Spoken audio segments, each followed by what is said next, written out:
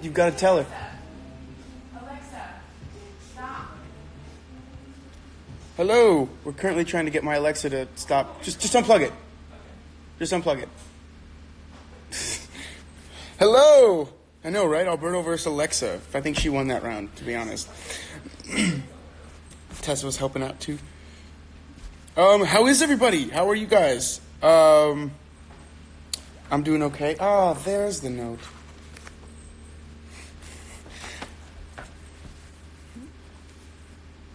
Hello, hello, hello. How is everyone? How did your reading go? How is your reading going?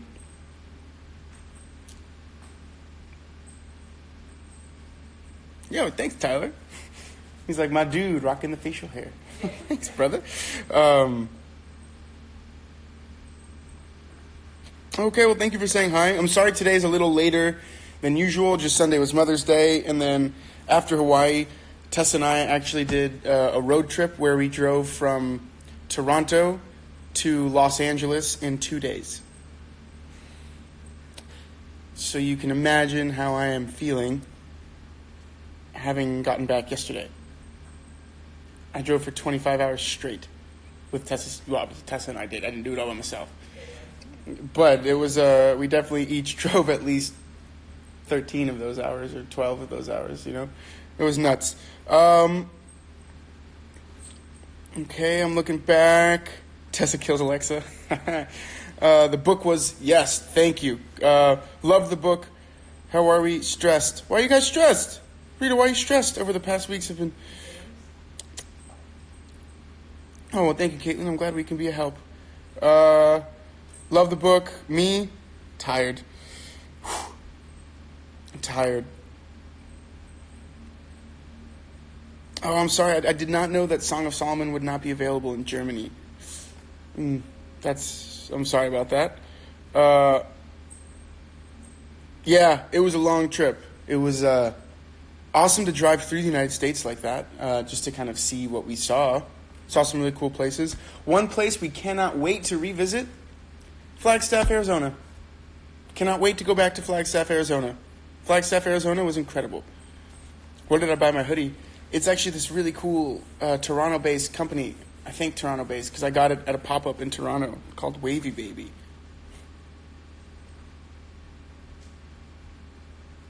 Yes, we are both buggered. Exhausted. I haven't had a chance to catch up with the book. Exam weeks. Oh, exam weeks. Oh, my gosh. It's okay. You will survive. You will get through.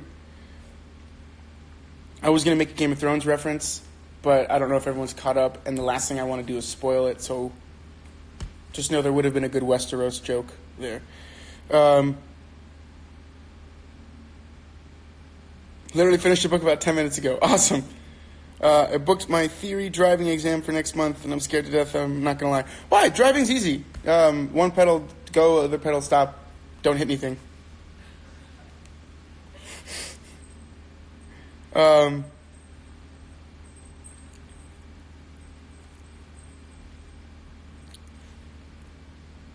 Yes, thank you, Tiffy. I will definitely pin the book. I'll do my best to pin it.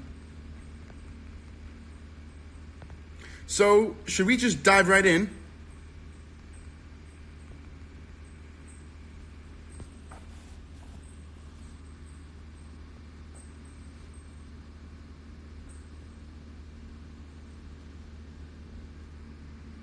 Oh man, I'm having a lot of trouble pinning it again.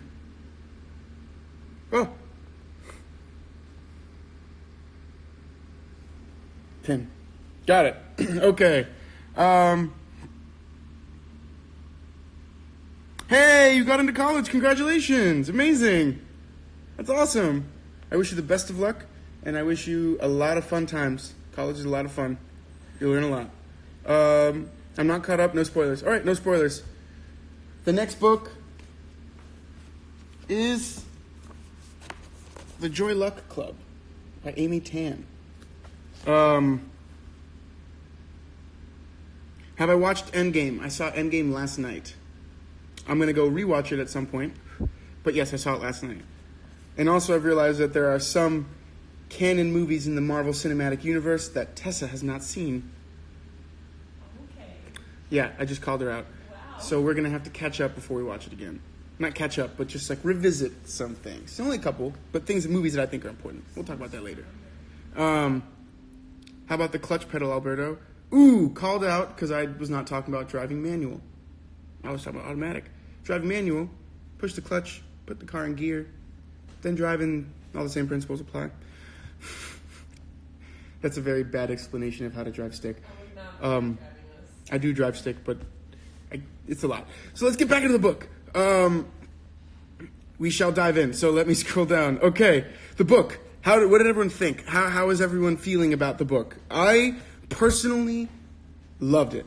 I remember since I was driving the last couple days, I did a lot of the audiobook, so I got to hear Toni Morrison. So a few of my highlight parts are when Milkman has that conversation with Magdalena, and she's like, "Look at that bush out there, Milkman.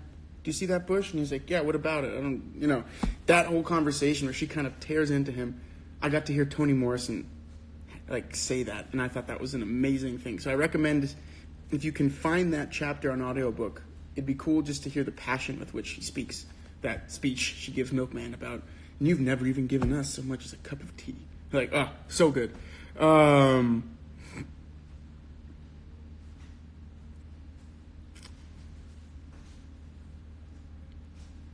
Everyone's saying they want to see you in a live soon, Tessa?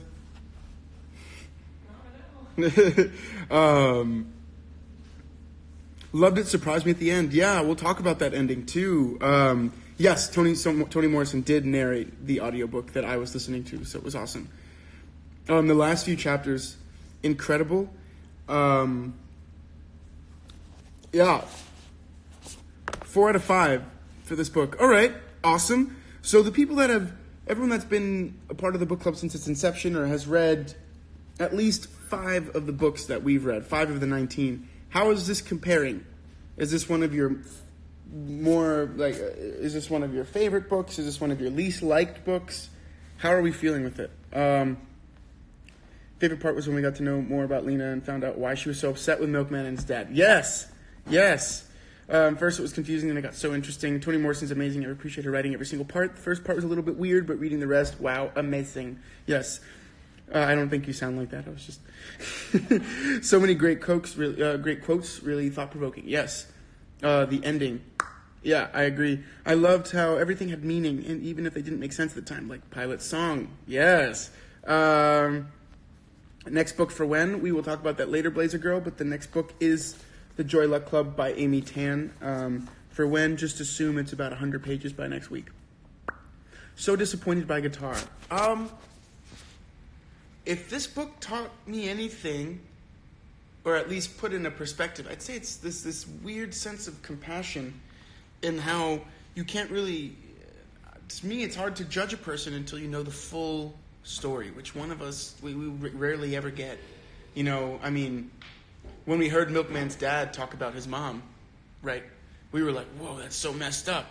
And then we heard his mom talk about it, and we saw this just incredibly lonely, sad woman living in this house without love, and having to endure 25 years of marriage to this man who doesn't appreciate her, and this family that she was just, you feel so sad. And then when you look at Macon, you can easily, villainize him after seeing Milkman's mom's perspective. But then when you look at Macon's perspective as well, having to flee from his land, watching his father murdered, not knowing a lot about his past. It's interesting to me. I don't know. I thought this book was one of my favorites in the sense that it was fascinating, and definitely one of my favorite books. I think she's amazing. One of the higher ranking books. Top 3 so far. Okay, thank you for stopping in, Fire Katie. See you next time. Top 5, okay. Give it a 4 out of 5. Awesome. Would read it again and tell others to read. Like that. Not one of my favorites, but it's one that I will definitely reread again at some point. Love that. Such a good and meaningful story. Ending was shocking. Really, really amazing. Last line. If you surrendered to the air, you could ride it. Chills. I agree. I think that might have been in the car. I don't know if Tessa was awake or asleep. Because I think if she was asleep, I definitely woke her up to be like, yo, amazing book. Oh my God. And if she was awake, I definitely startled her to be like, yo, amazing book. And she was like, so I loved it. Disappointing guitar. No, I mean, disappointment is definitely, especially when Milkman went through that whole thing sitting on that tree, like, if guitar needed me, he must have needed me. Something must have gone bad. He wouldn't hurt me. He's my best friend. Yeah, you are this. I agree with disappointment there, but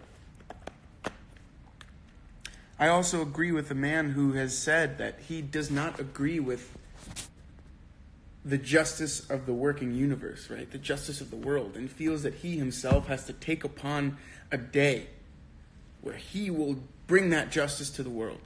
So if you think of someone that looks at fairness like that, and then he has this friend who is born with a silver spoon in his mouth, also gets to go get gold and then tries to cut people out, yeah, I can see why he was that angry and broken by it in a way, that like this person that he trusted, that he was there for, that he gave the cap off his head to fix his blood and then put it right back on, then broke him like that. To me, it furthers this idea that, like, that what he said to, what's her name? Oh my God. He said to Hagar, we'll talk about Hagar in a minute, but what he said to Hagar about, or when he was reflecting on that, how he stopped loving because everyone he loved died. I think in his eyes, Milkman died to him in that moment when he saw him breaking his trust and giving the crate to the man, even though we know that Milkman never found the gold. Well, I think he did find the gold, but not real gold, metaphoric gold. But anyway, struggled out this book, not one of my favorites. That's okay. Her style is very different from a lot of the books we've read. She uses imagery a lot. Colors mean a lot. So very different style. So it's totally cool. Not my favorite my favorite book, Toni Morrison's a good writer. Which is interesting that you want to keep reading, and I've given the book to my grand to read. That's awesome. See, I think books that do that inspire you to give them to someone else, are always good books. Sorry, I fell behind in the comments. All the characters are essential and not superfluous at all in this story. Yes. So you guys know that stupid thing where it like times out is gonna. I don't know how to turn that off, so it might turn off and then turn on again.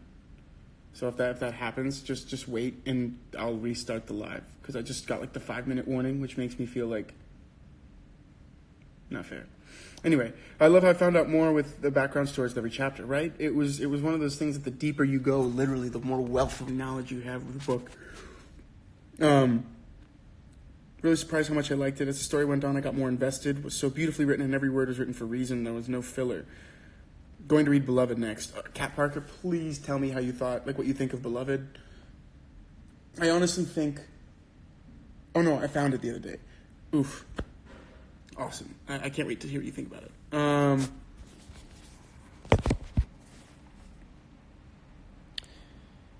Every character is multidimensional. Yeah, me when I talk about a book with my favorite friend. I just don't understand why he'd kill Milkman, his best friend, when in chapter 13 he said that he's lost every person he's loved, his mom, his dad. Why would he lose Milkman too?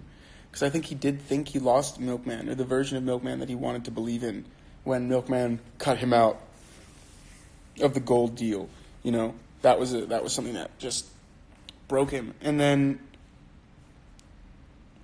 also we saw Milkman see him as a man that was capable of killing.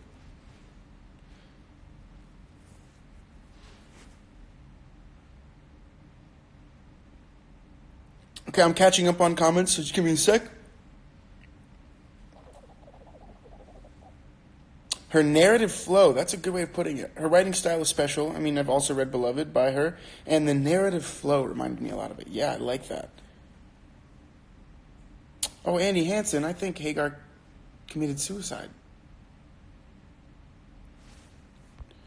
Milkman was very selfish. He was only concerned about himself, and I loved when he realized he was like that, thanks to Lena and his travels to his family. I mean, that idea of being, like, cultured in that sense and being aware. I mean, I think it's a little disappointing that it took Milkman until he was in his late 30s to have this revelation that he's a selfish man. You know, hopefully we all could have those revelations sooner. But rather than never, I'm okay with that.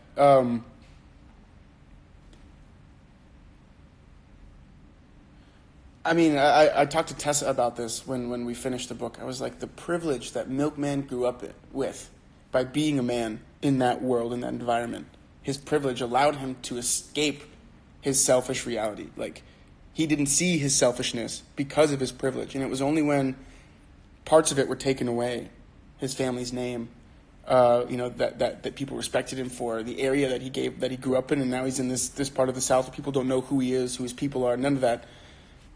That was when he started having these realizations of oh wow, I guess I am like this. Why would people treat me like this? Well, I guess they have a reason, because I haven't given, all that thing. I think that was cool.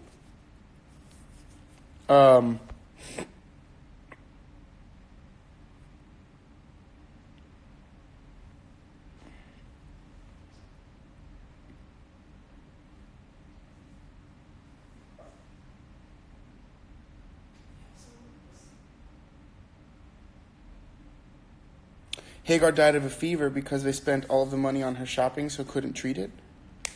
Oh, where did that? Can you? Because I asked the same question. I was like, how did she die? And I thought it was like an implied, like she didn't make it, like she did it herself. So if you could send me the page, or that would be cool, because I want to read that.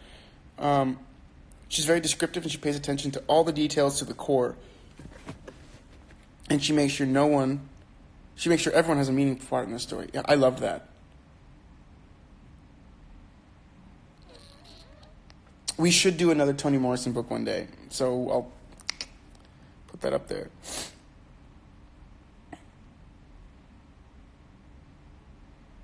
In my notes, I've written Hagar with Milkman is identical to Rhina and Solomon.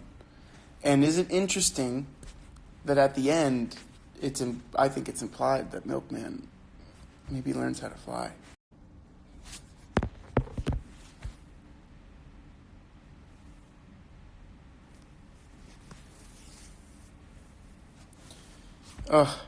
Sorry guys. Are we good? Are we back? That means I lost all of your comments. I am sorry. I told you that was going to happen. I got to change that. I don't know how to change it. All right, so, yes, I think, should I wait? Wait a little bit longer. We're good. We're back. So I was talking about how throughout the novel, so Tessa just handed me a paragraph. I'm going to read it really quickly so we can kind of jump back into conversation. Throughout the novel, characters' abilities to manipulate language reveal their abilities to cope with reality. Note, for example, Pilot's language, which incorporates puns, proverbs, parables, and folk sayings, and which flows freely from standard English to black vernacular to poetic, sermonic language of the Bible, as opposed to Macon's language, which is marked by literal statements, non-standard English, and racial epithets. Other examples include Hospital Tommy, who talks like an encyclopedia, Corinthians, who uses language to disguise her reality, and Freddie, the town crier, who uses language primarily to spread his skewed version of the truth. Also note Morrison's use of Homeric epithets, which underscores the message that this story of one young man's quest for identity is part of the universal quest for identity common to all of humanity. Attributed to Homer, Homeric epithets are compound adjectives such as wine-dark sea, bright-eyed Athena, and rosy-fingered dawn. Examples of this kind of epithet in the novel include the cat-eyed boy, the baked-too-fast sunshine cake, and the ice-pick-wielding Hagar. Wow, that's pretty cool. But I think the idea that language and words were going to be very important was given to us right away. The bluest eye. Cool. I thought so too. Homer, awesome.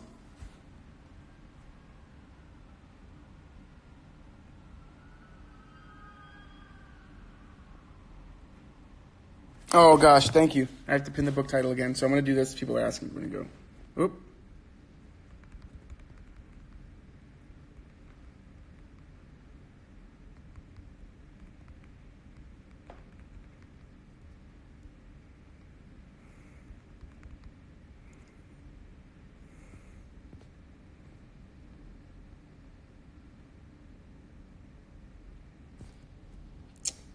Hold on.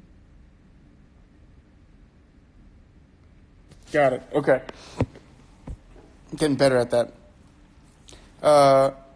Macon. I don't. So, but we all knew this idea of naming things and names and words were going to be interesting. So I think that was a very cool paragraph.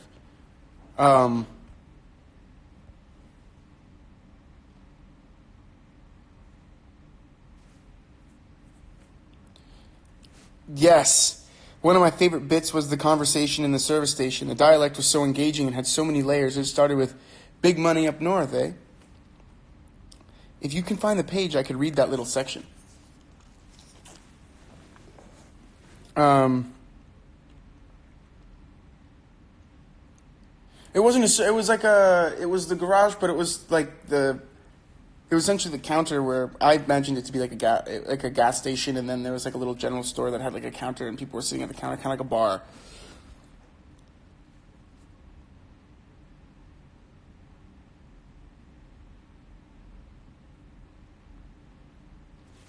Okay, in my English classes, we talked about how Zoe Neale Hurston's book, Their Eyes Were Watching God, influenced Morrison. I would recommend it because it gives a lot of insight on Morrison's writing. I will most definitely be taking a look at that. I thought she didn't have the strength to fight the fever because she lost the will to live, because she lost Milkman. See, I didn't know anything about this fever. So I would love for someone to give me the page so I can read that really quickly. Did I miss that? I guess I missed it.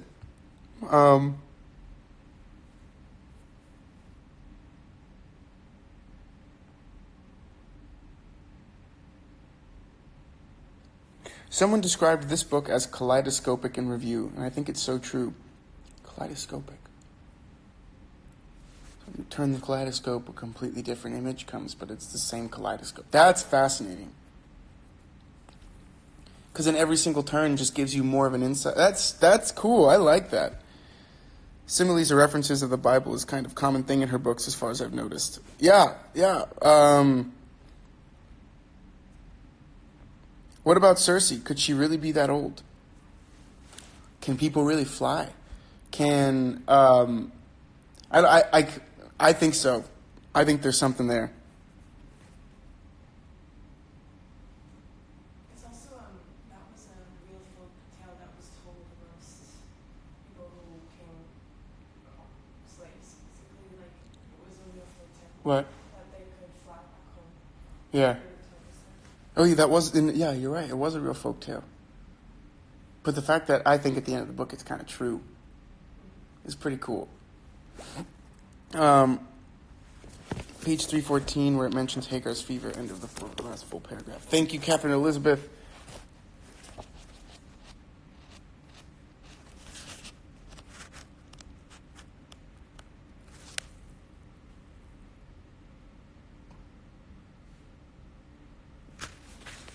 At last she opened the door and presented herself to Pilate and Reba, and it was in their eyes that she saw what she had not seen before in the mirror. The wet, ripped hose, the soiled white dress, the sticky, lumpy face powder, the streaked rouge, and the wild, wet shoals of hair. All this she saw in their eyes, and the sight filled her own with water warmer and much older than the rain. Water that lasted for hours, until the fever came, and then it stopped. The fever dried her eyes up as well as her mouth. She lay in little Goldilocks' choice bed, her eyes sand dry and as quiet as glass. Pilate and Reba, seated beside the bed, bent over her like two divvy-divvy trees beaten forward by a wind always blowing from the same direction. Like the trees, they offered her all they had, love murmurs and a protective shade.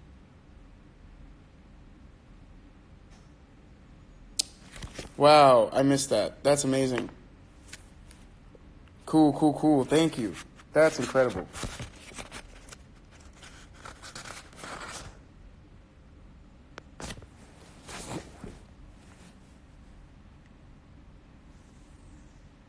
I was sad for Hagar as well.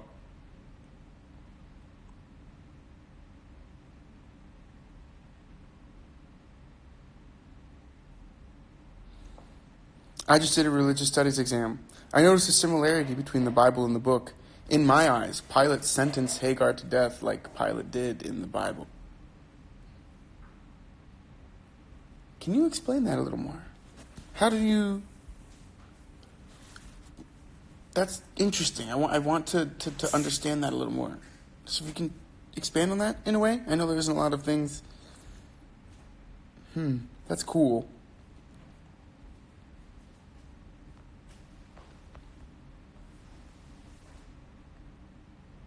Hagar deserved better.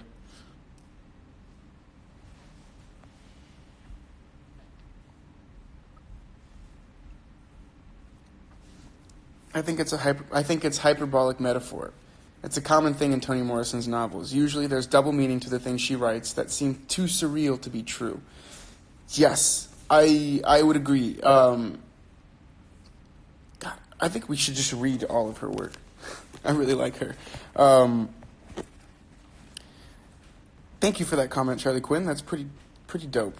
Hyperbolic metaphor. That makes sense. So, does that? Can I ask you a question? Does that mean that kind of? Would that also be considered an element of like magical realism? Hyperbolic metaphor?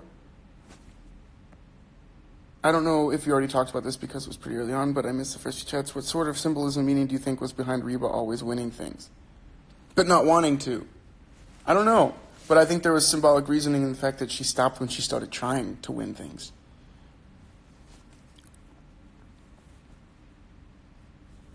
Yeah, speaking of Cersei, was she a ghost or was she really still alive? Because I thought Macon said she was old already when she was a kid. When he was a kid. I'm taking it for what it was. She was there. And she was able to see Milkman. Was she a ghost waiting to leave this planet after the birds? Was it not the birds? What is the name of the family that owned that property? After everything they had was torn down. I think she's going to be alive until everything they have is torn down. Alive in whatever meaning, but she will be there. She'll be present feeding those dogs, I think.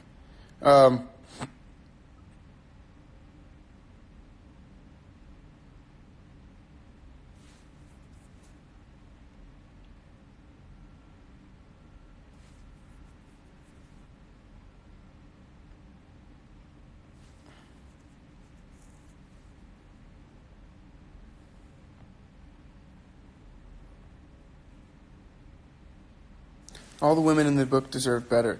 Well, that's one of the things that I think Toni Morrison was commenting on, how the women in these books and in this time were not treated the same. Think about it. Solomon left his 21 children. He left them.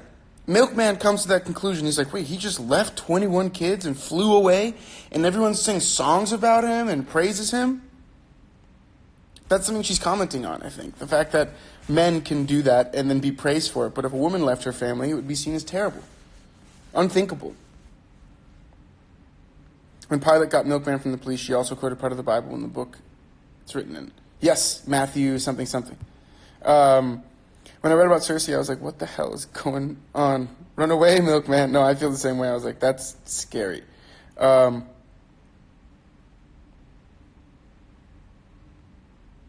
Butlers, that's right, the Butlers. Thank you.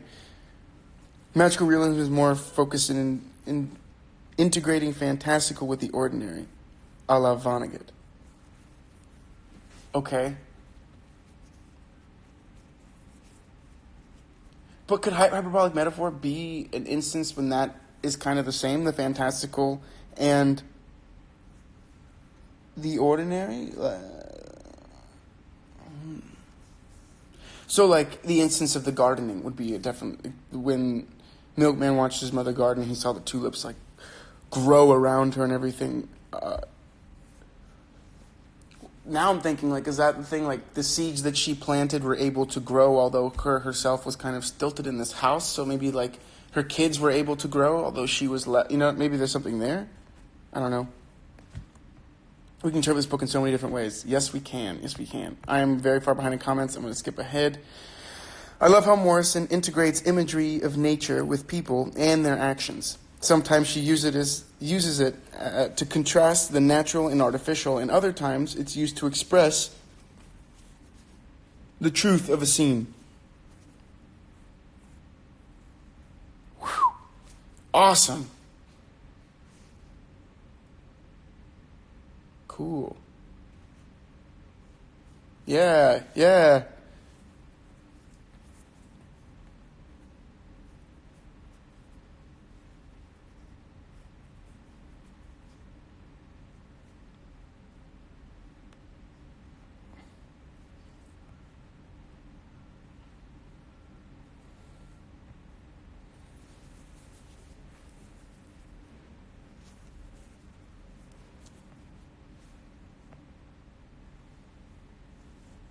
Yes, hyperbolic metaphor definitely aligns with magical realism. At least I believe so. Okay. Magical realism, symbolism, myths, Bible, and family history with past and present. Crazy story. Yes, this book was pretty nuts.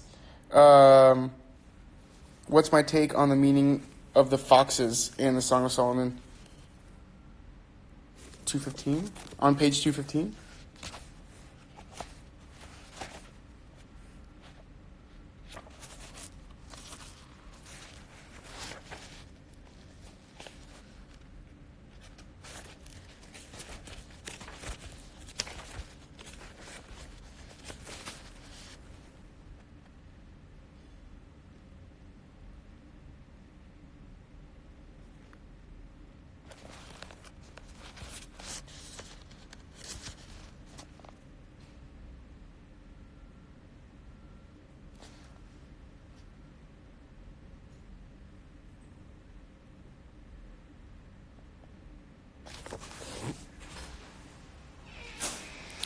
Um, 215, is that the page number?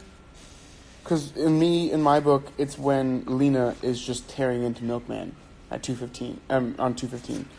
So if you can give me maybe a paragraph, or if someone else can comment and figure that out, that'd be awesome. Is it weird that she lives in an abandoned house with just dogs? Absolutely. No, Pilot was amazing. But she's the one that... She tried to run outside again. Stella keeps trying to escape. Psst.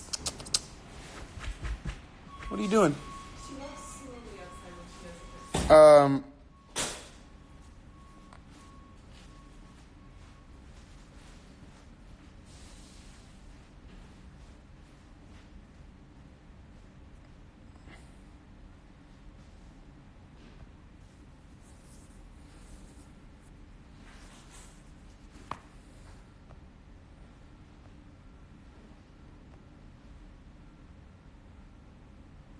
Oh, the past-present sequences are amazing in this book. Like, I have to say, I was always so... I love when you kind of hear a story and then later on you find out the truth behind that event, or one person's truth, because then it gives it more color. It gives it, like, more depth, more... You're like, oh, wow. I don't know. I like that a lot. I agree.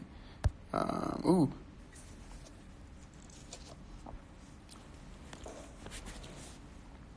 I looked it up a little more, and magical realism is when magical elements are used to emphasize a point about reality, whereas sci-fi and fantasy are constantly showcasing these elements. Ah, okay. See, that makes a lot of sense to me. I need to read more of her writing. Yeah, me too. Corinthians was obviously getting a happy ending, and she didn't get it. I was so mad. Yeah, didn't Corinthians end up moving in with that guy, and they ended up having a home together? Like, at the end of the book, they ended up being together.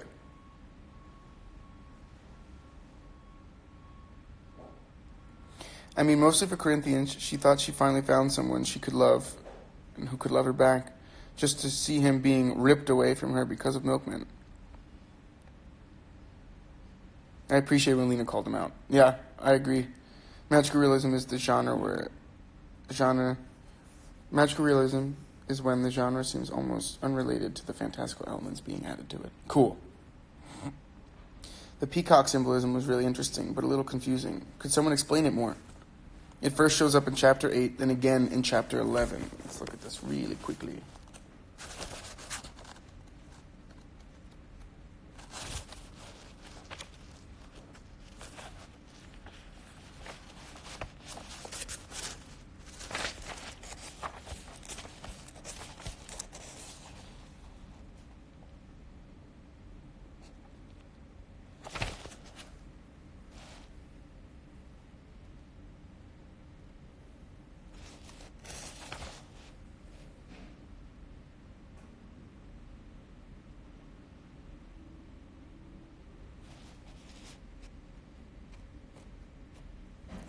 See, I have my laptop open right now, but my laptop died. So I can't Google it. But yes, if someone wants to explain the peacock symbolism, that would be really cool.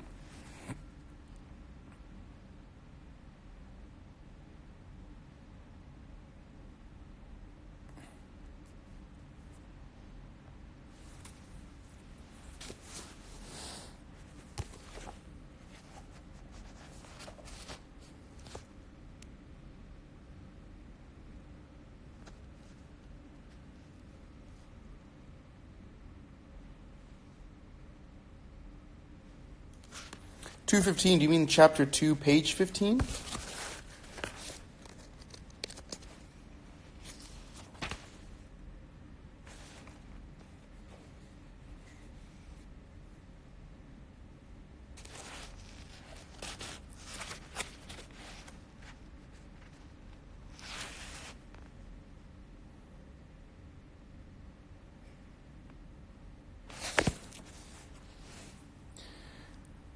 Catch for us the foxes, the little foxes that ruin the vineyards, our vineyards that are in bloom.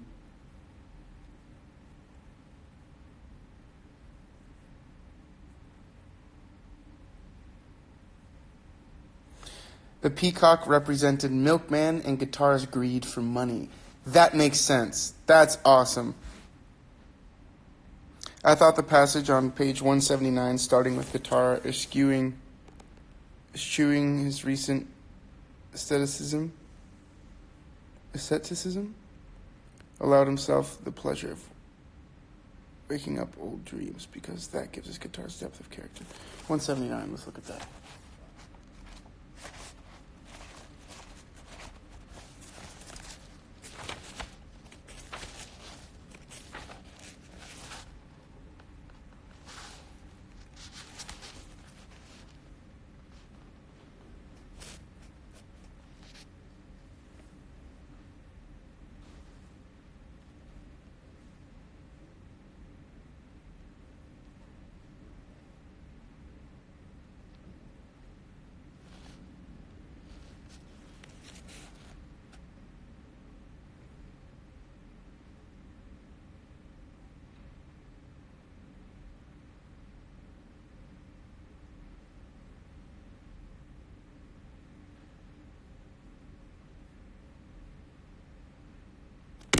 Yo, but that line even.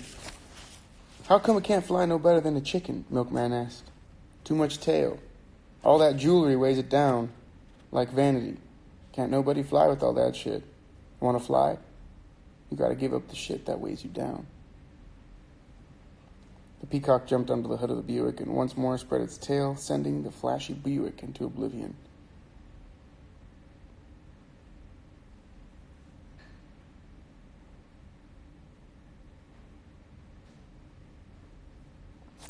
But the bird had set them up. Instead of continuing the argument about how they would cop, they began to fantasize about what the gold could buy when it became legal tender. Guitar, eschewing his recent asceticism, allowed himself the pleasure of waking up old dreams, what he would buy for his grandmother and her brother, Uncle Billy, the one who had come up from Florida to help raise them after his father died, the marker he would buy for his father's grave, pink with lilies carved on it, and stuff for his brothers and sisters' children. Milkman fantasized too, but not for the stationary things Guitar described. Milkman wanted boats, cars, airplanes, and the command of a large crew. He would be whimsical, generous, mysterious with his money. But all the time he was laughing and going on about what he would do and how he planned to live. He was aware of a falseness in his voice. He wanted the money desperately, he believed.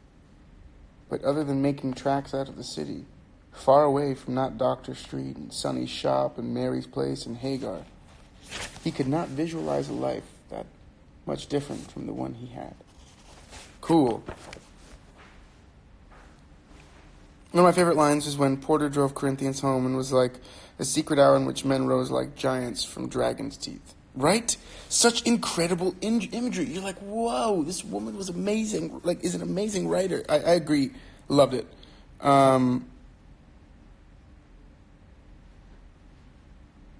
It's interesting how each of us focus on different parts of the book, and we bring them all together now. It's the first time in a book club, although I read a lot, and I quite like it so far. No, well, thank you for joining. I think that's one of the best parts about this book club is you guys ask me questions. I ask questions. We give quotes. We talk about different things. We illuminate different parts of learning and parts of books, and I think having discussions about these really help give them more depth and color, right?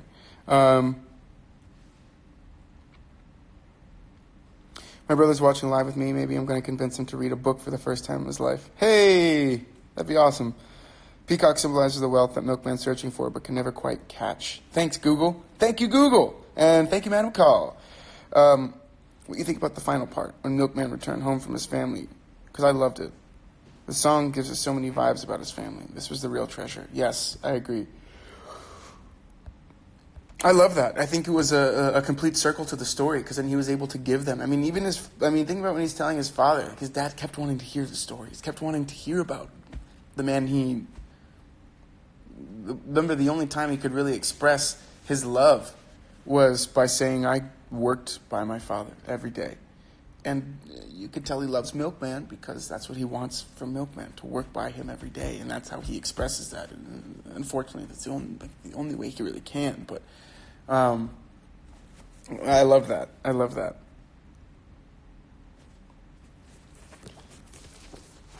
Thank you. The last paragraph, I guess I fell behind.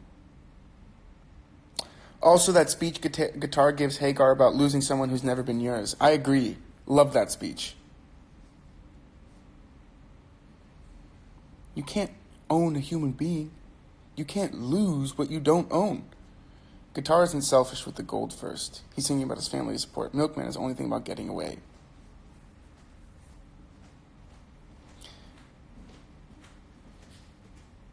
There's a great line where Guitar talks about vanity weighing you down. It's in chapter 8, but I keep having to leave the chat to look at my notes. Oh, no. Yeah, I think I just... Oh, God, I think I fell behind. Oh, no. Yeah, I just read that.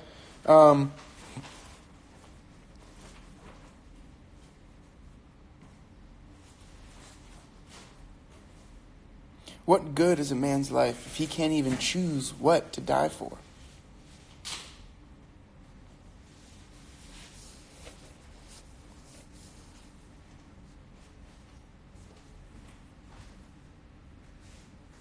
Why are the laughing faces, Mother? If anyone doesn't know, my mom just jumped on.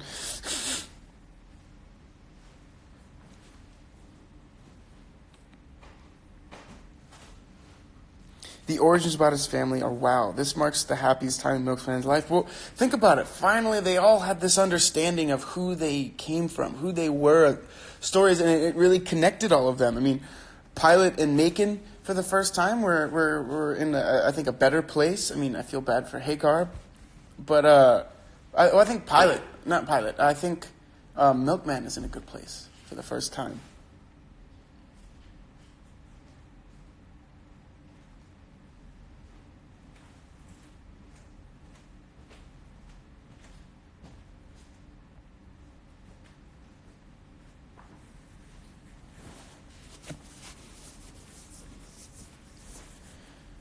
Discuss the role that women play in representing. Can you discuss the value systems available for Milkman to adopt? I'm sorry, I can't pronounce your handle. But, well, that's the world that Milkman was raised in. Milkman, especially coming as a person of color, of privilege, of wealth.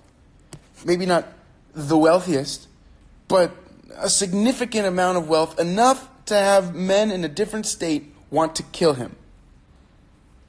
That whole part where he's like, I'll just buy another car. And then he thinks about it later. He's like, wow, I said I'll just buy another car, as if a car was like a napkin. Or he said like the bottle of whiskey. One was broken. I'll just buy a new one, not even try to fix the one I had.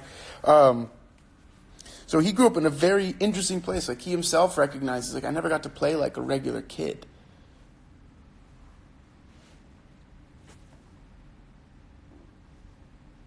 I think learning to fly is about dying. Ooh, interesting.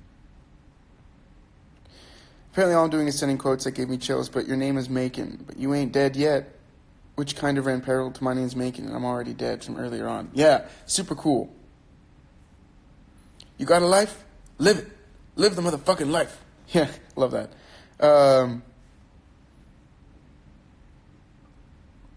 Yes, Maddie McCall, we can. I think we can all say this book has been awesome to read and awesome to talk about.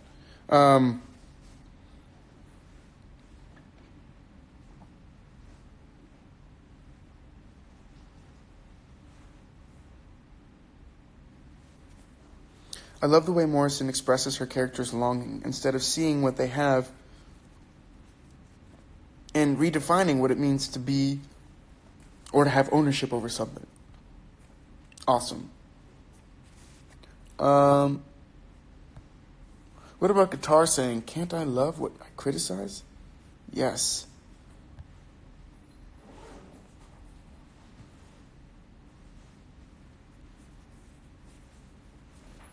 Ooh, that's a good question. Everyone, let's answer that question. If you had to trade places, boy, I don't know, with one of the characters in this novel, whose life would you choose?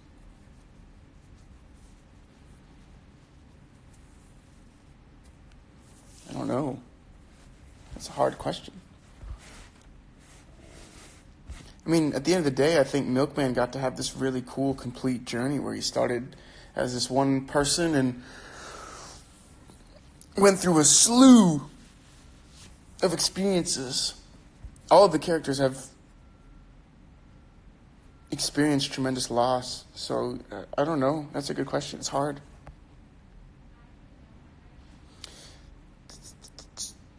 But when it cost him more to fix the car than to buy a new one, so he ain't that good of a businessman. Yeah, I know, right? It cost him more to fix the car than to buy one. I agree, Rita. That was... Spent $75 in the car, we spent $123 to fix it. Makes no sense. You have to know what's wrong before you can find what's right.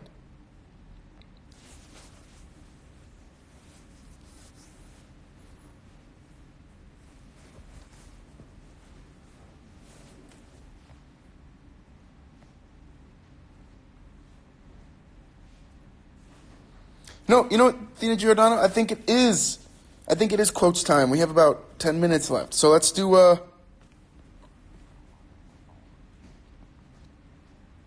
quotes. All right. Fear doesn't shut you down. It wakes you up. A farm that colored their lives like a paintbrush and spoke to them like a sermon.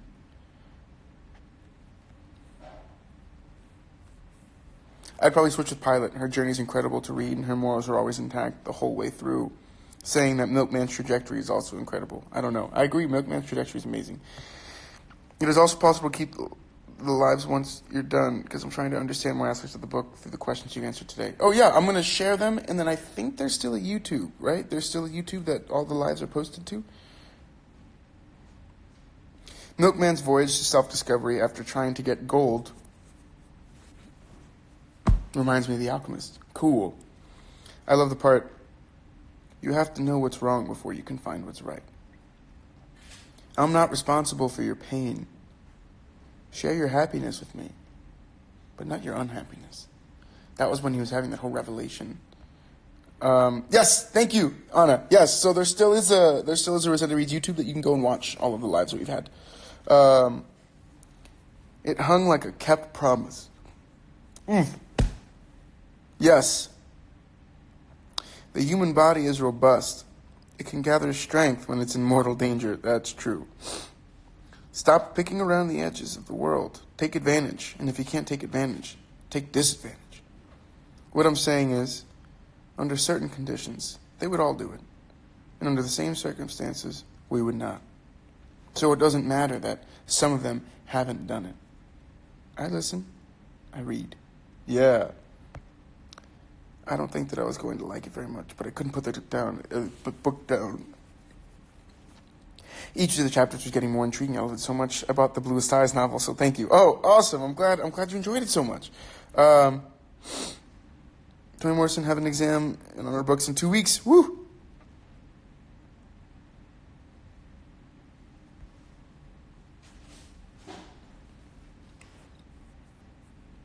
Do you hear me? She saw the work I did all her days and died.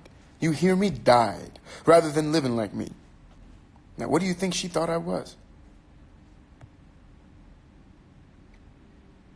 The last few chapters did have amazing quotes. And, like, again, I recommend anyone, if you're going on a road trip or a long plane flight, like, get the audiobook and listen to Toni Morrison do it. Because she wrote it, right? So she knows what she wanted to get out. I don't know. To me, it was such an experience.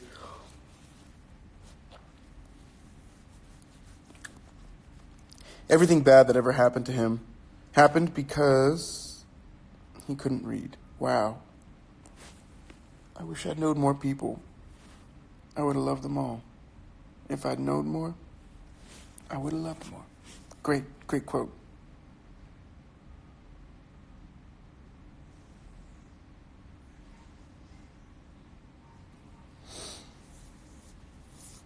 It is almost 3:02. We have about 8 minutes left, so we have a couple more minutes for quotes. Take a risk, and they say you're not for real, that you don't love them, that they won't even let you risk your own life, man. Your own life, unless it's over them. Part of this flight was over the dark sea, but it didn't fright him, because he knew he could not fall.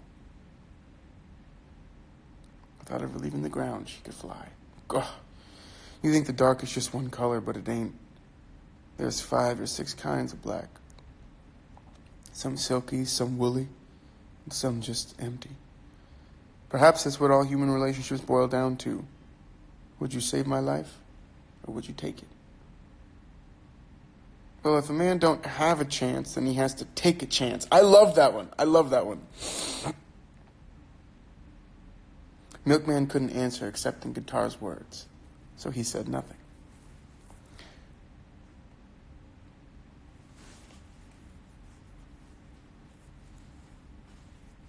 He brought me to the banqueting house, and his banner over me was love. Yes.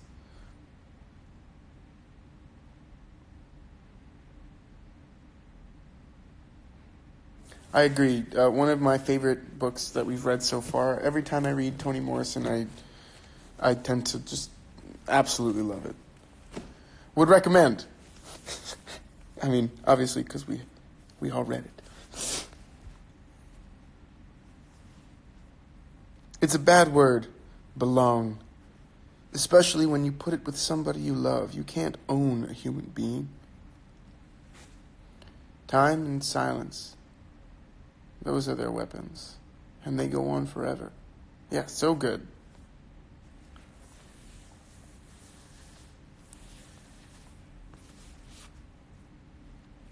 All right, so are we having a summer break like last year? Well, it depends on... That's a good question. Depends on work for me, really. Last time, I was working with Shadowhunters, which gave me a really good schedule. So I was able to do this more consistently. And then the summer I took a break. Now I think I'm not working right now. Well, on the show where you're working every week. So we'll see. We'll keep you guys posted, but I'm not sure.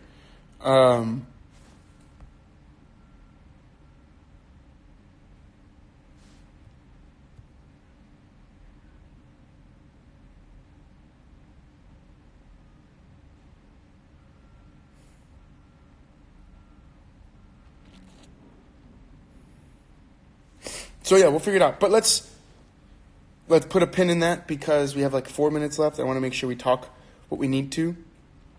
Yeah, your ear's on your head, but it's not connected to your brain. I love that line. So, also the conventions and stuff. But that's on the weekends, and maybe I'll have to do what Rosende reads like while I'm at the conventions so we can keep going. But we know we have our next couple books, right? We have the next book, everyone. We only have 4 minutes, so wait, hold on. I gotta do this right. So first, thank you to everyone who joined and read The Song of Solomon by Toni Morrison. It was an amazing book. I loved it. I'm glad a lot of you liked it. I understand that not everyone loved it, but part of the reason why we do that, right? Yeah. Part of the reason why we do this. Love this book. Love this book. So, thank you guys. Thank you, everyone. And now we will start talking about another book down. And now we will start talking about The Joy Luck Club by Amy Tan. In 1949, 4 Chinese women, recent immigrants to San Francisco, begin meeting to eat dim sum, play mahjong, and talk. United in shared loss and hope, they call themselves the Joy Luck Club. With wit and sensitivity, Amy Tan examines the sometimes painful, often tender, and always deep connection between these 4 women and their American-born daughters. As each reveals her secrets, trying to unravel the truth about her life, the strings become more tangled, more entwined. Cannot wait to read this book. So, I'm looking at it right now.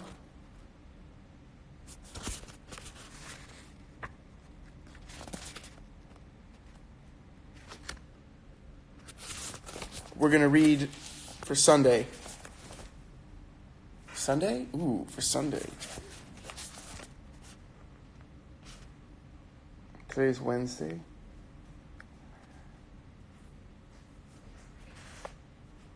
What? Yeah, I might be working on Sunday, so. Let's start with, let's just plan the amount we have to read. And as I figure out my schedule, we will either add to it or, and I will tell the live, if that's cool with everyone.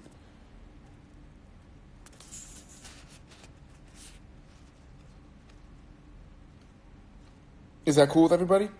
Oh gosh, we're running out of time. So we're going to read to this part. Half and half. Rose Hughes, Sue Jordan. Half and half. Which for me is page 116. It's not going to be Sunday. It'll probably be the following week because I'm going to be out of town for a bit. So we'll see. But just everyone stay. I might say, hey, can you guys read a little more? And we're going to meet on Sunday. We'll meet tomorrow. I'll always give a tomorrow. I'll never say the live's today in 10 minutes. I'll say the live is tomorrow at this time. But let's plan for that. So we're going to read to half and half for me in my book. That is 116 pages. But the title of the chapter is Half and Half. Wait, are there parts in this book? Oh, okay. You know what? I'm gonna cut that. The first part of the book is Feathers from 1,000 Li Away. So read that section. That's up to page 67. Feathers from 1,000 Li Away. Because then the next part is the 26 Malignant Gates. So just read all of the Feathers from 1,000 Li Away. So I'm assuming, so it'll go Feathers from 1,000 Li Away, and then if I go to page 89,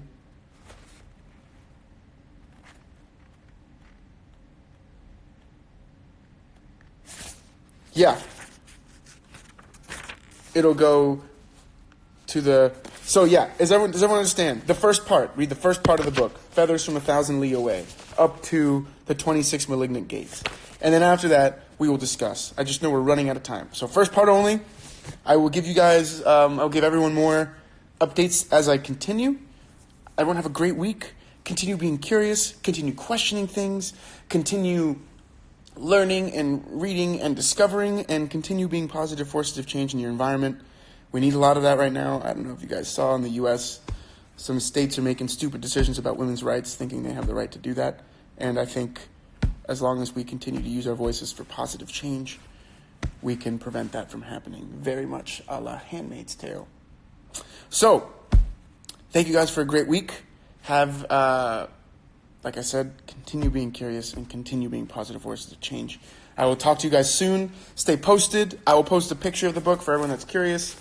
And, yes, have a great one, guys. Talk to you soon.